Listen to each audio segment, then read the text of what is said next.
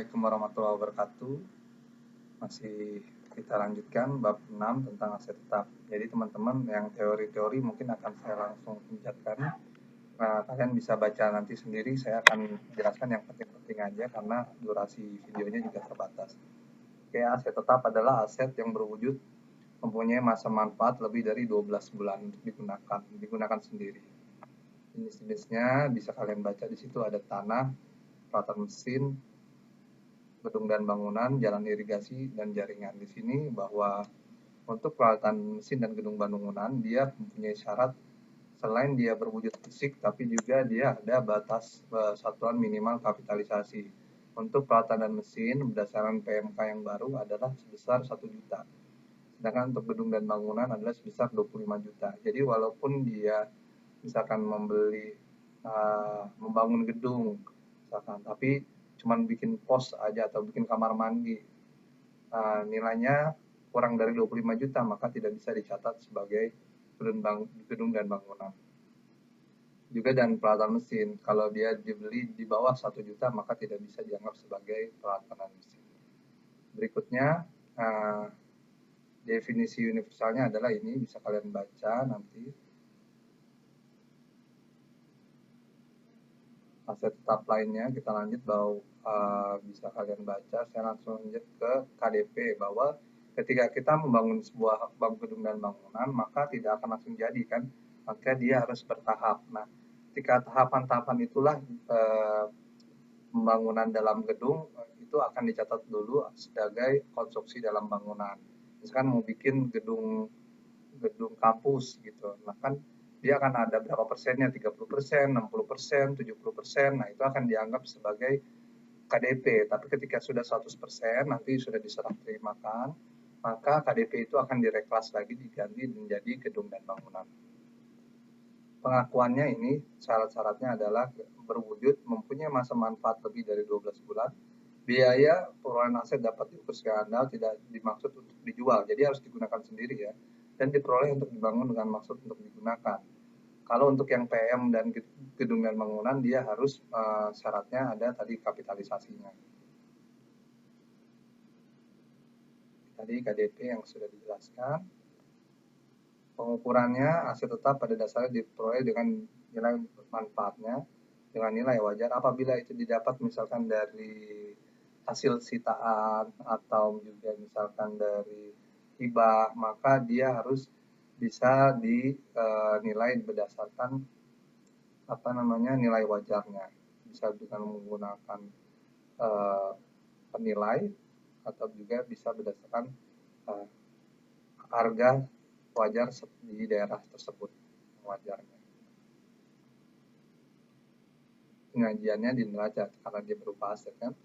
Lalu ketika dia dibeli, ini pembelian misalkan kita beli belanja modal peralatan mesin.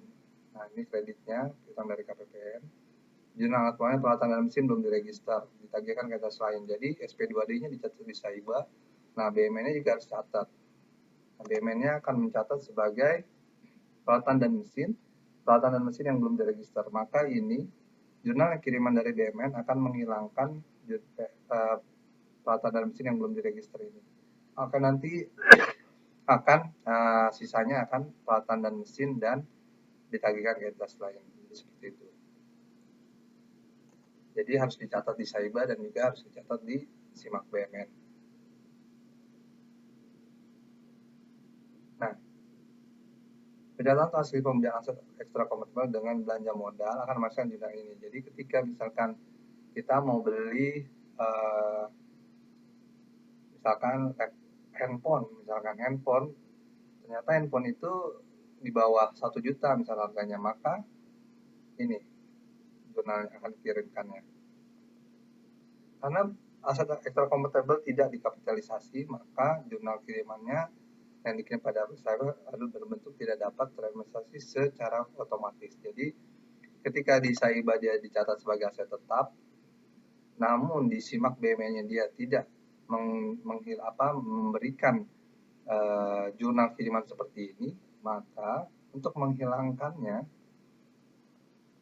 yang belum diregister ini, kita harus membuat jurnal jurnal kiriman lagi, jurnal apa namanya ya, jurnal koreksinya. Jadi sampai pada periode akuntansi pertimbangan manajemen, jadi seharusnya itu akunnya dirubah menjadi akun yang bukan 53 belanja modal, tapi jadi akun belanja barang biasa.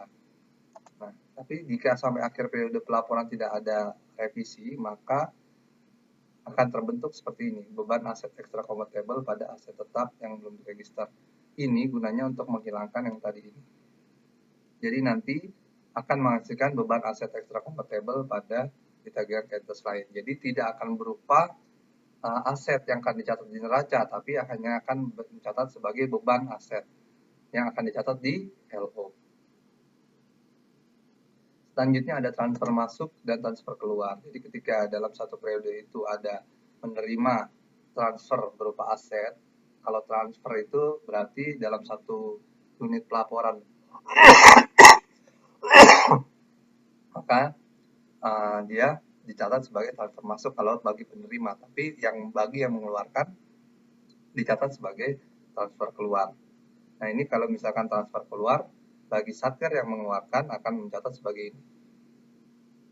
Tapi bagi yang menerima akan mencatat seperti ini. Nah, ini harus sama antara transfer keluarnya dengan transfer penerimanya supaya balance. Tapi kalau nanti dia yang satu yang nyatat, yang satu nggak nyatat, maka dia akan tidak balance. Ini harus dicatat supaya sama.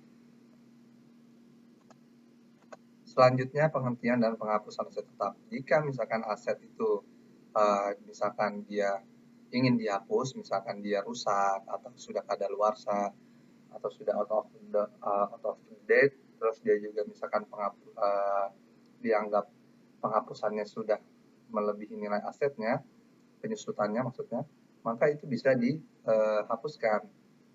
Misalkan rusak berat seperti apa dengan pertimbangan manajemen. Nah, ini ketika dia ingin melakukan penghapusan, dia akan mengajukan ke bagiannya untuk dilakukan penghapusan, tapi tidak boleh langsung dihapus, tapi direklas dulu ke aset tetap yang tidak digunakan dalam operasi pemerintah. Jadi aset tetap tadi akan dikreditkan, digantikan dengan aset tetap yang tidak digunakan dalam operasi pemerintah ini nanti di neraca.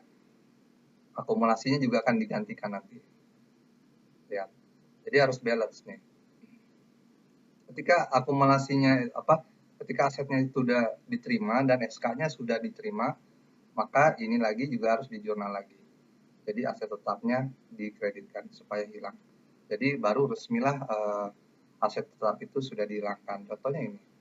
Contoh 20 Maret, mobil 280 juta. Masa perhitungannya sedemikian. Nah, ini penyusutannya 14 juta, 14 bulan. Catat 20 juta. Sedangkan penyusutannya selama 5 tahun baru sebesar 200 juta. Maka selisihnya 280 tadi dikurang dengan 200 juta. Maka 80 juta. Nah, 80 juta ini berarti si mobil ini masih mempunyai nilai sisa manfaat, maka akan dicatat sebagai beban kerugian pelepasan aset. Nah, jurnalnya seperti ini. Ini akan menghasilkan ini. Sama tadi. Mobil yang tadi peralatan mesin itu akan digantikan dengan aset tetap yang tidak digunakan pemerintah. Nilainya harus sama, penyusutannya juga harus sama. Ketika sudah terbit, maka jurnal yang 280 juta ini akan menghilangkan aset tetap tadi. Tapi kalau tadi dia sudah tidak punya nilai manfaat, maka tidak perlu lagi ada beban kerugian pelepasan aset seperti contoh. Nah, apabila aset itu ingin digunakan kembali, berarti tinggal dimunculkan lagi aja nilainya di jurnal kembali. Berikutnya, apabila ada rampasan atau sitaan, maka ini jurnalnya. Karena waktunya sudah tidak memungkinkan, silakan kalian baca tentang aset tidak berwujud. Wassalamualaikum warahmatullahi wabarakatuh.